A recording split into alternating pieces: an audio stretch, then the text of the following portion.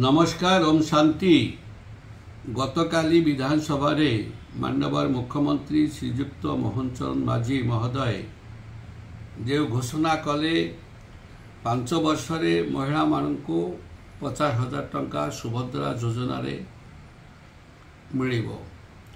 यह अत्यंत गुरुत्वपूर्ण महत्वपूर्ण घोषणा, कारण राज्य रे महिला मानकर भौनी मानकर या द्वारा बहुत उन्नति हब, से माने स्वावलंबी हेबे एवं जहाँ द्वारा राज्यर मध्य उन्नति हब।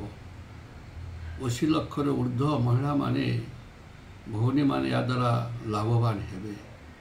सेथिपाई मो तरफरु तथा राज्यवासी तरफरु माननीय यशस्वी मुख्यमंत्री को आम धन्यवाद ज्ञापन करुचु। धन्यवाद ज्ञापन करुचु भारतर यशस्वी प्रधानमंत्री नरेंद्र मोदी जी तांकर योजना महिला मानक पाई अत्यंत उपादेय हब एवं महिला माने भौनी माने स्वावलंबी हो पारिबे।